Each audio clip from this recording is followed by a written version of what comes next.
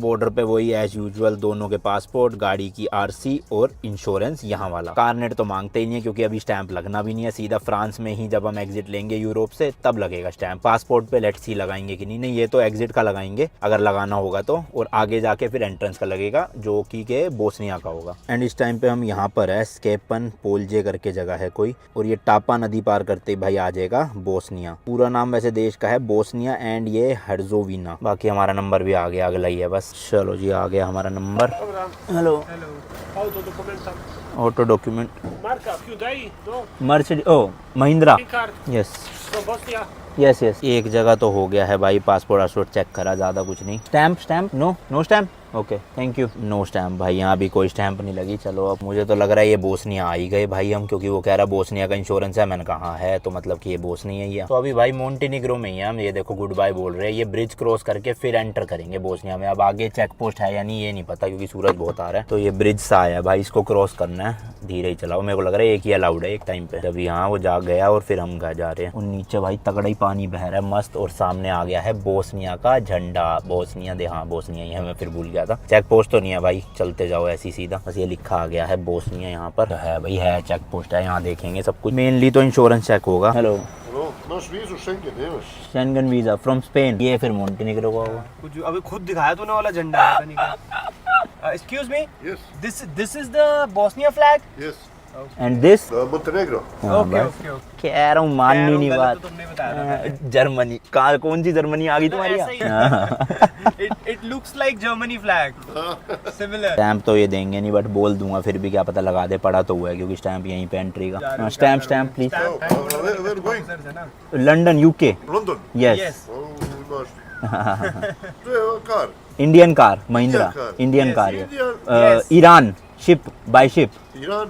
Iran, Turkey, then Europe and then to UK. Thank you, Okay. Bye. Thank you, bye-bye. चलो भाई लग गया है फाइनली स्टैम्प। एग्जिट लगे ना लगे फर्क नहीं पड़ता, एंट्रेंस का लग जाना चाहिए पासपोर्ट पे। तो फाइनली भाई इस ट्रिप की अपनी 11वीं कंट्री एंड स्कॉर्पियो एन के साथ अपनी बाय रोड 10वीं country. Welcome to Bosnia. Border के पास वाली रोड भाई काफी टूटी फूटी पड़ी है और बिल्कुल सिंगल लेन है। इसी रोड पे गाड़ी आ रही है सामने से, तो वो ये साइड रुकना पड़ता है क्योंकि साइडों में तो खुदा पड़ा है पूरा का पूरा यहाँ पे। और अभी भी लगभग 85 किलोमीटर जो है वो रास्ता रह रहा है, जो मेन इनकी कैपिटल सिटी है साराजीवो करके। एंड यहाँ भी भाई इन 80 किलोमीटर को पूरा करने के लिए 2 घंटे दिखा रहा है गूगल मैप। तो इसका मतलब ये भी पूरा ऐसे पहाड़ी इलाका ही है, जब इतना टाइम लगेगा। वरना तो 80-90 किलोमीटर भाई यूरोप के हाईवे पे 1 घंटे का काम है। 1 घंटा भी छोड़ो, 40-50 मिनट का ही काम है। और भाई हमने जो यूरोप वाली सिम कार्ड ली थी उस पैकेज में बोस्निया इंक्लूडेड है ही नहीं, इसलिए नेटवर्क जा चुके हैं। सही में भाई बहुत खराब रास्ते है, ऐसे टेढ़े मेढ़े, और रोड की कंडीशन भी कुछ खास नहीं है, ऐसे उबड़ खाबड़ सी है पूरी। मस्त ऐसे झटके खाते खाते जाते जाओ। स्कॉर्पियो है वो तो इतना पता नहीं चल रहा, सिडान हो तो कोई भाई आधी जगह तो बजती जाए वैसी।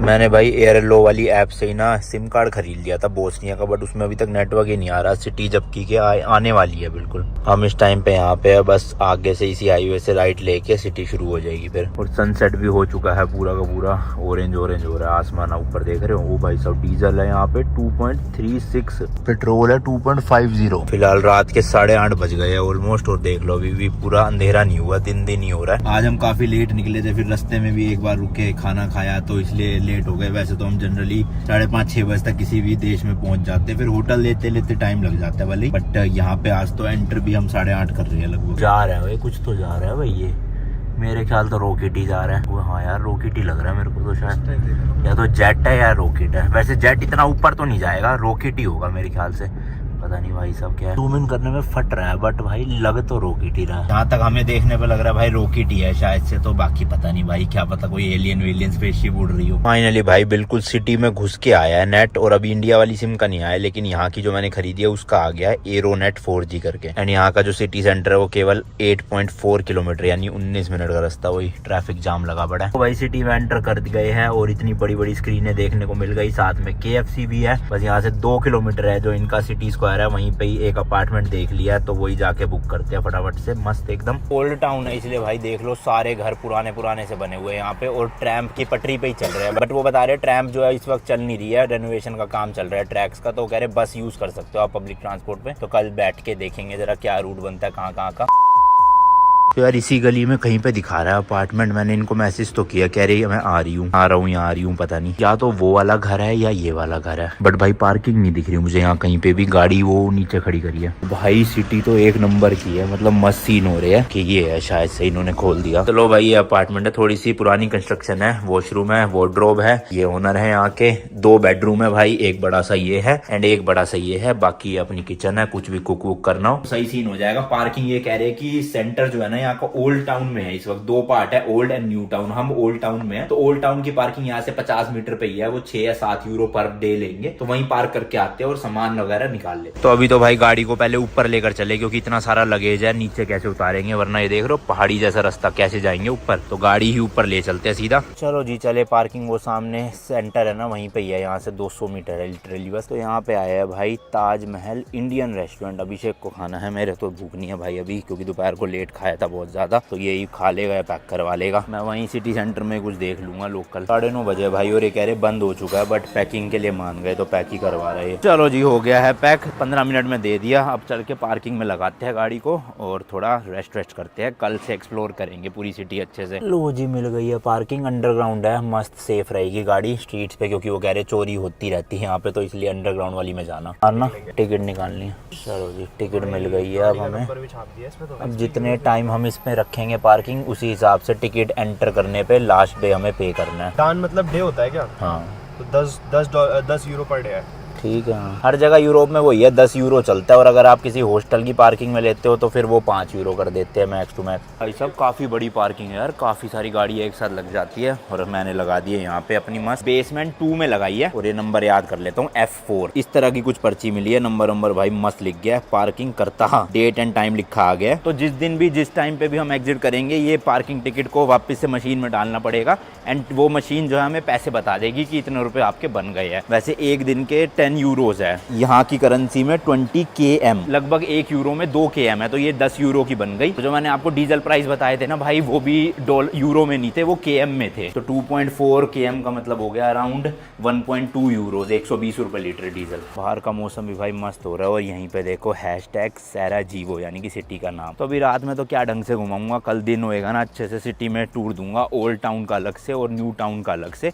और US एम्बेसी भी जाना है कल सुबह। तो आज पहले प्रिंट आउट का जुगाड़ करना है, जो हमारे होटल के ओनर है होटल या फिर एयरबीएनबी के, पहले उनसे ही पूछूंगा, क्योंकि वो टेक में ही जॉब करते हैं, तो प्रिंटर तो होना चाहिए उनके पास। अगर नहीं मिलता कहीं पे भी, तो आज संडे है भाई, बाहर मिलना तो मुश्किल है, इसलिए किसी होटल वाले से रिक्वेस्ट करना पड़ेगा, जो रिसेप्शन काउंटर होता है, कि प्लीज प्रिंट आउट निकाल दो। बाकी यार रात को भी मस्त चहल पहल हो रही है, ऐसा नहीं है कि बिल्कुल सुनसान पड़ गया हो, देख लो लोग घूम रहे हैं। हो ये ब्रिज है और रिवर है, जिसके एक तरफ ओल्ड टाउन है, एक तरफ न्यू टाउन है। भाई साहब यहाँ तो पूरा चिल्ड वाला सीन हो रहा है, ठंडा, क्योंकि पहाड़ी इलाका है ना ये, ऐसे ठंड सी लग रही है हाफ टी शर्ट में। और AC वेसी भी नहीं है भाई हमारे अपार्टमेंट में जो है, क्योंकि ठंडी इतनी होती है तो रजाई लेनी पड़ेगी आज रात। बाकी ओवरऑल इंफ्रास्ट्रक्चर वगैरह काफी अच्छा बना हुआ है सिटी का। ये वाली स्ट्रीट ही देख लो भाई, कितनी भीड़ हो रही है इस टाइम पे, सब कुछ खुला हुआ है। शुक्र है भाई जुगाड़ हो गया, तो मैं जल्दी गया, लैपटॉप उठा लाया हूँ। एक होटल वालों से बात हो गई है, वो कह रहे हम निकाल देंगे कोई नहीं फ्री में। एंड अच्छी बात है भाई, अपने होटल के बिल्कुल पास में ही है, तो जल्दी जाके निकलवा लूंगा। बाकी भाई फिंगर्स क्रॉस, कल मेरा अपॉइंटमेंट जो है, मतलब इंटरव्यू जो है वो क्लियर हो जाए एंड US वीजा लग जाए भाई, फिर तो अपनी स्कॉर्पियो नाचेगी US की सड़कों पे। मतलब लिटरली मैं भाई पहले ही होटल में घुसा था हेल्प मांगने के लिए, एंड वहाँ पे जो थे उन्होंने कहा कि ठीक है ले आओ, कोई दिक्कत नहीं है। एंड यहाँ देखो भाई BMW तो ऐसे नॉर्मल सी है, जैसे वैगनार चलती है ना अपने इंडिया में, यहाँ BMW चलती है। तो ये है भाई होटल फाइनली। चलो भाई, या थैंक यू। चलो जी प्रिंट आउट हो गया है। उम्मीद कम लग रही थी भाई मिलेगा, बट हेल्प कर दी इन्होंने, वीडियो में आना नहीं चाहते वो, इसलिए कोई बात नहीं। थैंक यू सो मच, या थैंक यू बाय। इन्होंने भी भाई यही चीज़ बोली कि बोस्निया सेफ नहीं है, यहाँ पे जेब कतरे बहुत है, तो सेफ रहना और अपने फोन वोन को भी संभाल के रखना, स्पेशली पासपोर्ट को। तो इसलिए भाई हमने पार्किंग ना कवर्ड वाली ले ली गाड़ी के लिए, ताकि कोई प्रॉब्लम ही ना हो ऐसे। बट भाई बल्ले बल्ले प्रिंट आउट निकल गए, मेरा दिल धक धक हो रहा था कि मिलेगी या नहीं मिलेगी शॉप, और हो ही गया काम। अब सुबह जाऊंगा तगड़े तरीके से VS कह रहा हूँ US वीजा के लिए अपॉइंटमेंट है जो अपनी। बाकी उसकी मैं एक अलग से वीडियो बनाऊंगा, मिला नहीं मिला जो भी सीन है, रिजेक्ट हुआ तो भी बताऊंगा क्यों हुआ, और मिल गया तो भी बताऊंगा मैंने क्या किया ऐसा जो मिल गया। एंड बोस्निया में अपॉइंटमेंट करवाने के पीछे रीजन सिंपल सा था भाई, वही कि क्योंकि इंडिया में 1.5 साल की वेटिंग चल रही है और बोस्निया में सिर्फ 10 दिन की वेटिंग थी अपॉइंटमेंट के लिए। तो मैंने सोचा अब जा ही रहे बोस्निया तो अप्लाई कर देते हैं। मेरी कल की है 10 तारीख की और अभिषेक की 13 तारीख की है, तो इसलिए हमें बोस्निया में ना 5-6 दिन रुकना पड़ेगा और इतने हम व्लॉग भी नहीं बना पाएंगे यहाँ पे। 15 या 16 तारीख तक जो है वो ऑल्टरनेट व्लॉग्स आएंगे 5-6 दिन, उसके बाद फिर रेगुलर आने लग जाएंगे जब हम कंटिन्यू करेंगे ट्रैवल। बट भैया यूएस वीजा लग गया ना तो बहुत सारे ड्रीम्स है जो वहाँ जाके पूरे करने। ऑब्वियसली बसना नहीं है, मतलब ट्रैवल से रिलेटेड ड्रीम्स है, क्योंकि भैया बसने के लिए तो मेरे को सबसे बेस्ट इंडिया ही लगता है। इंडिया छोड़ के कहीं नहीं जाना। इंडिया का कल्चर, लोग, खाना सब कुछ बढ़िया, ऊपर से फैमिली भी इंडिया में ही है तो वही बेस्ट है। यहाँ पे तो भाई चढ़ाई बहुत है, सांस चढ़ जाती है बड़ी। और जिस गली में अपार्टमेंट है पूरी सुनसान पड़ी है तो, पर मेन गेट की चाबी ओनर ने हमें भी एक दे दी है तो हम कभी भी आ जा सकते हैं, कोई दिक्कत नहीं है। एंड घुसते ही ऊपर जो है ओनर रहते हैं, नीचे वाला फ्लैट हमें दे रखा है। बाकी रूम टूर तो भाई आपको दे ही दिया था मैंने। लो एक चाबी रख लो, क्या चट। चलो भाई इस वाले व्लॉग के लिए नहीं रखते, मैं तो सो गया था कल रात को और अभी सुबह सुबह जल्दी उठाऊं क्योंकि निकलना है यूएस एम्बेसी के लिए। वो आप नेक्स्ट व्लॉग देखना पूरा यूएस वीजा का प्रोसीजर क्या था क्या नहीं। बाकी मिलता हूँ जी आपसे नेक्स्ट वीडियो में। Till then goodbye and as always तीखे रास्तों पर नहीं पड़ना फीका। बाय।